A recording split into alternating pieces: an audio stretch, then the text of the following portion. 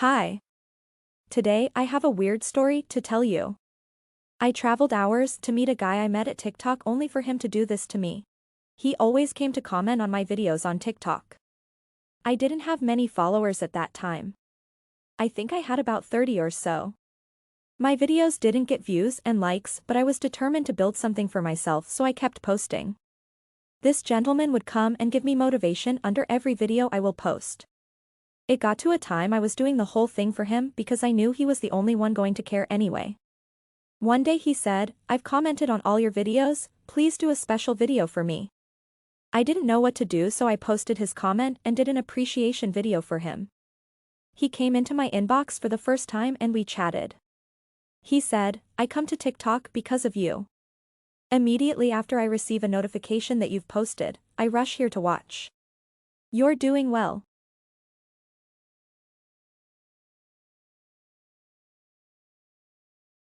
I asked him, "What do you think I can do to improve? I've been posting for a while now, but it seems like I'm not growing. Is there something you know that I can do to get many viewers like you?" He answered, "A lot of women are shaking their ass to get views and followers. Don't follow them. Continue doing what you're doing and you'll attract the people who love what you do." I fell for his depth and we talk a little more that day. From there, he'll comment on my video and say hi to me in my inbox. It continued for a while, so I figured we should take the friendship a little bit further. I told him, "You haven't asked for my number, but here is it. In case you would want to reach out to me anywhere apart from TikTok, my number can make it possible." He sent a lot of laughing emojis. He said, "I've been meaning to ask for your number, but I didn't know how to go about it. I felt it might give you the wrong impression, so it's the reason I didn't ask. Do you see why I think you're special? Thanks so much." And then he dropped his number too.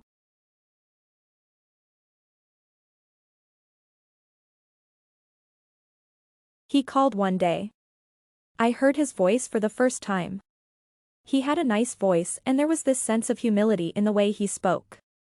He said please a lot and made sure I was comfortable with everything he wanted to talk about. We talked on WhatsApp often. I told him, "For being my biggest cheerleader, I will share my videos here for you before I even post them." I will send him the video and ask him, "How is it? Do you think it's good enough?" He'll say something like, "Just post it as far as you feel good about it.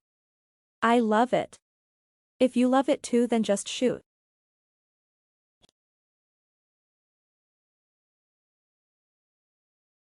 He lives in Sunyani and works with a cocoa firm. We talked about his job and he always complained about how stressful it is. He said, "My dream is to travel to new places and enjoy my life, but this job won't allow me. The only time I get to travel is when I'm on leave. I'm looking for a new job. A job that I can also get to do things for myself." That day I opened up to him about my struggle to get a job. It hadn't been easy after school when it comes to employment. There's nothing I haven't done, but I haven't been able to land the job of my dreams. To while away the time available to me, I applied for a pupils teacher job and I got it.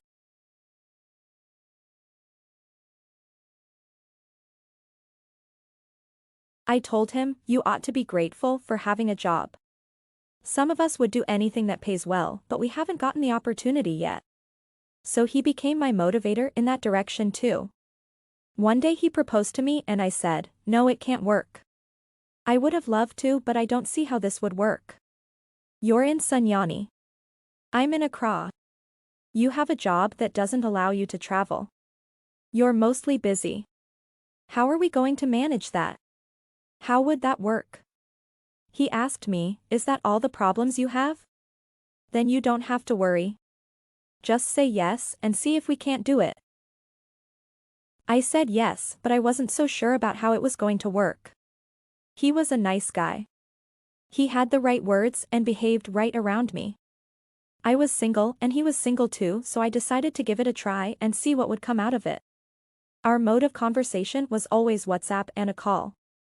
When we wanted to meet, we met on a video call. It was going well. 2 months later, he asked me, "Have you ever traveled to the southern part of Ghana before?" I said no. I've always been in Accra. The world starts in OSU and ends in Kainchi. That had always been my worldview.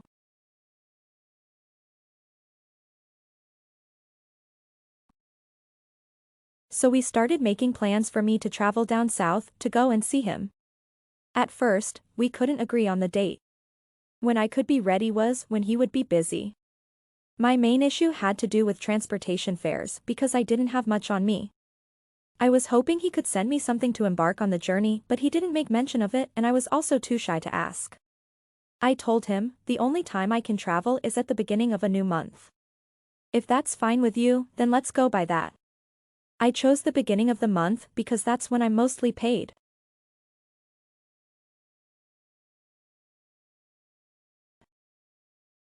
We agreed to meet on the March 4th because the March 7th was a holiday.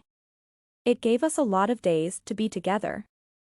All my life, I hadn't embarked on a journey this long. I remember telling him, if the next hour I'm not in Sunyani, I will just stop, get a returning bus and go back to Accra. He laughed. He said, "You're almost here. Just hold on." The journey lasted forever but finally, I got to Sunyani and I called him. He came to meet me at the station. There were no surprises. He looked exactly the way I saw him on video. I asked, "Do I look different in person?" I wanted to be sure. He said, "Nothing different.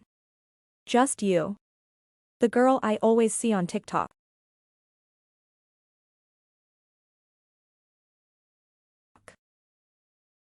He lived in the house with his parents.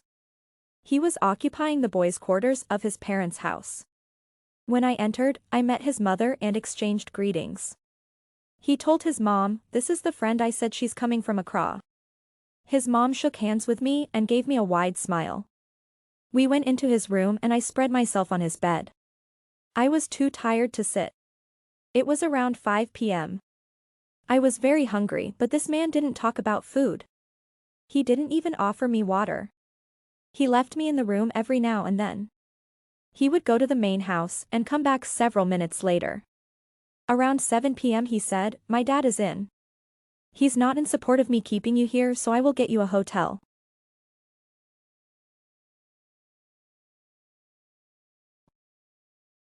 I didn't ask any questions. I followed him to the hotel and got a room. We stayed there until around 8 p.m. when he started getting touchy. I told him, "You didn't offer me food or anything. I've been hungry since I got here." He apologized, stepped out and came with food. I ate and we continued talking. He resumed being touchy. I was defending myself against his touches. I told him, "I'm too tired for that. It's been a hell of a journey. We have a lot of days ahead of us. Let's talk. Tell me about your family. Tell me about your friends. Where are we going tomorrow? Where are the interesting places in Sunyani? Talk about something."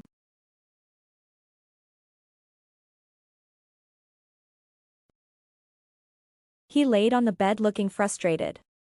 It looked like he wanted action than talking. Around 10 p.m., he said he was leaving. I asked, "So I'm going to sleep here all alone?" He answered, "My old folks would be looking for me, so I will go today and come tomorrow morning. We'll spend the whole day together and I will be here with you until you finally leave." He left me at the hotel around 11 p.m. I thought he was going to call when he gets home. He didn't call until I fell asleep. I started calling him in the morning but he didn't pick up my calls. I sent him a text, "Dear, I haven't heard from you since you left. Please call me as soon as you can." The next time I called, his number was off. From Saturday to Sunday, I didn't hear from him. His phone was off all day. So early Sunday morning I left him a message, "Thank you for being the best host in the world. I'm going back to Accra. God bless you."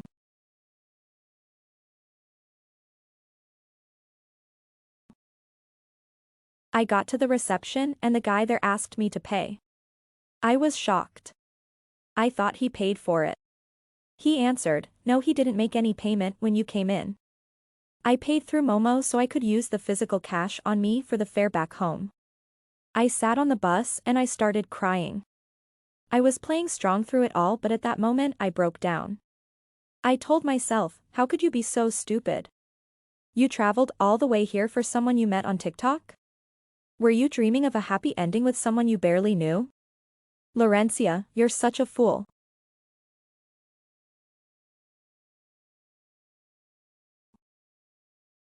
I got back to Accra and my next TikTok video was about how I traveled all the way to Sunyani to meet a boy who wouldn't be there for me. I was laughing about it, but it hurt.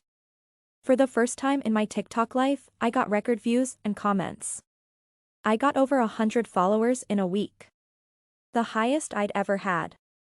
Even that couldn't make up for the hollowness I felt inside. 3 days later, I checked my message and he had read the last message I sent him. He was even online.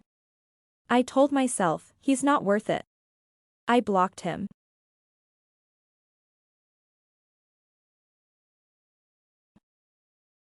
One month later, he was back in my inbox apologizing and making me feel like I'm the air he breathed. I'll come to Accra and make it up to you. My parents made it difficult for me to step out once they knew I had a visitor. I can't tell you everything, but give me another chance to meet you again and I'll explain everything in detail. I answered, bye-bye, and blocked him there too.